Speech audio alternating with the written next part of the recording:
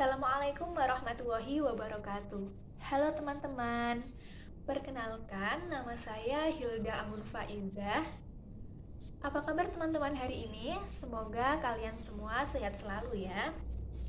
Oke teman-teman, pada kesempatan kali ini kita akan sharing-sharing sedikit tentang 3 hal yang sebaiknya kita lakukan di usia 20 tahunan. Apa itu? Simak baik-baik ya. Yang pertama yaitu investasi dari leher ke atas, di mana investasi dari leher ke atas itu bisa dalam banyak hal, bisa berupa ilmu, pengetahuan, dan wawasan. Dan caranya bisa disesuaikan dengan kecenderungan kita masing-masing.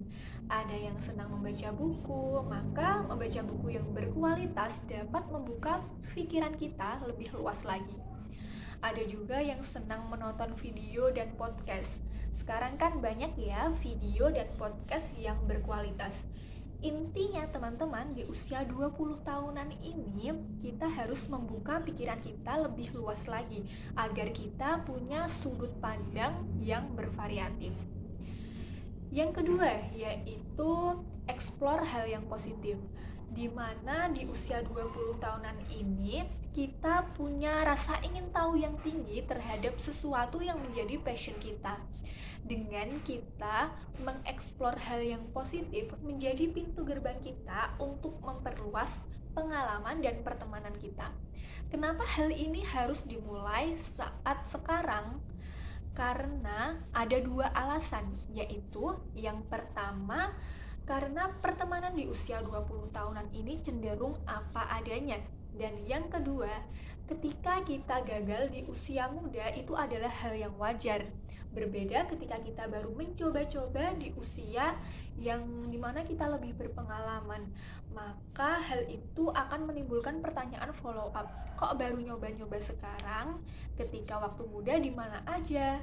Oleh karena itu teman-teman, karena waktu dan energi kita itu cenderung banyak dan luang ketika kita usia muda, maka mari pastikan kita mengeksplor hal yang positif di saat kita masih muda.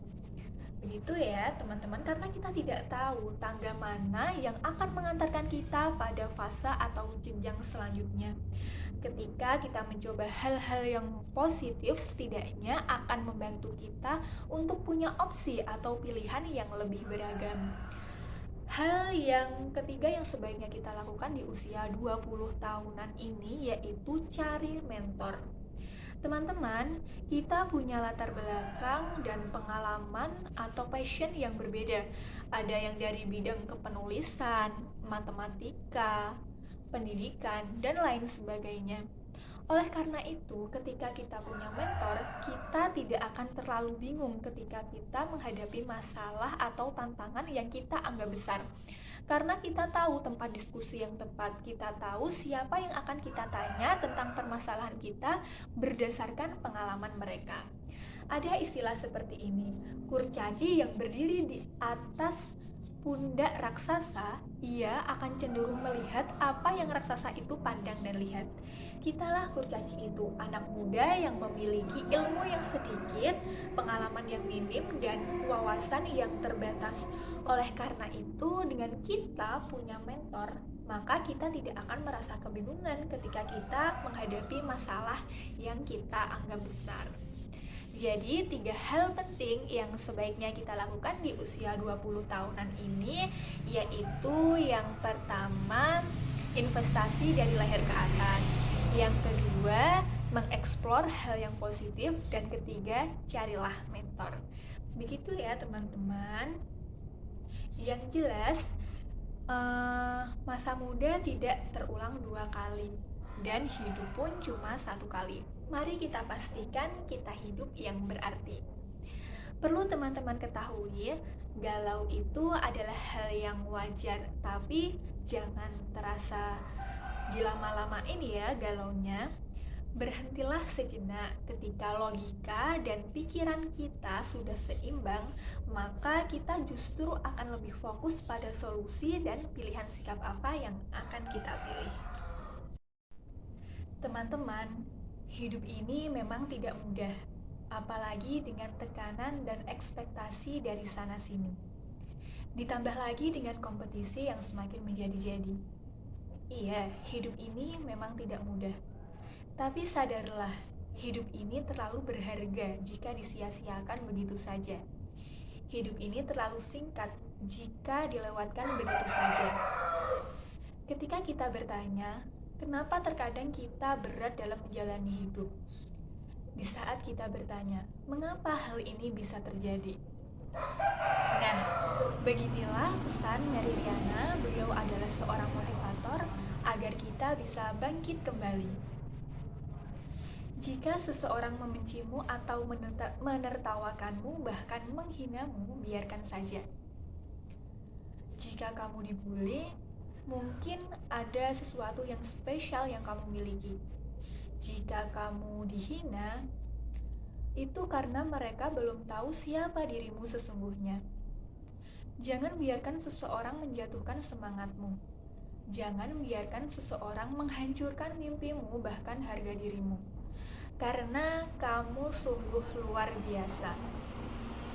Teman-teman, ingatlah, penilaian Tuhan itu jauh lebih penting daripada penilaian manusia. Hidup ini memang tangguh, tapi begitupun juga dengan kamu.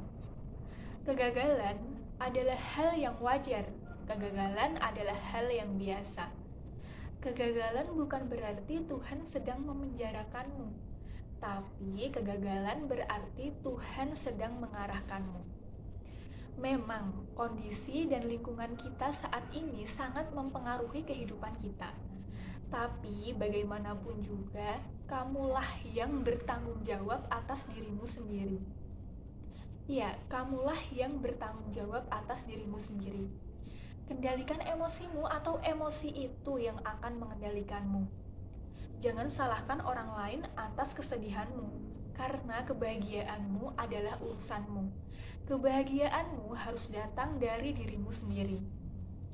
Jangan mengeluhkan kegagalan yang kamu alami, tapi teruslah berdoa dan berusaha agar nasibmu lebih baik dari yang sebelumnya. Ingatlah, semakin berat masalahmu, semakin kuat dirimu. Tuhan membuat semua indah tepat pada waktunya. Kalau saat ini belum indah, waktunya aja yang belum tepat. Teman-teman, masa depanmu tidak tergantung pada nilai sekolahmu. Masa depanmu tergantung pada niat dan usahamu. Tapi jangan sampai kamu rancu. Bukan berarti belajar itu tidak perlu. Justru sebaliknya, jangan pernah berhenti untuk belajar. Karena belajar akan menunjukkan jalan menuju kesuksesanmu. Teruslah melangkah mengikuti keyakinanmu. Jika kamu lelah, berhentilah sejenak. Jangan berbalik arah, apalagi menyerah. Karena yang akan membesarkan namamu nanti adalah usaha dan kerja kerasmu, bukan kesombongan dan ego yang tinggi. Oke teman-teman, sebagai closing statement, izinkan saya menyampaikan catatan untuk para mahasiswa dari Mbak Najwa Shihab, atau sering dikenal dengan Mbak Nana. Dengarkan baik-baik ya.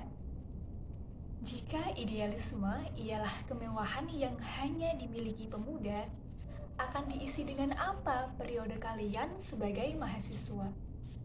Belajar tentu keharusan yang tak boleh diabaikan. Namun merugilah jika belajar disempitkan semata perkuliahan. Nikmati kehidupan kampus dengan terus mengasah. Jangan habiskan waktu dengan terus berkeluh kesah.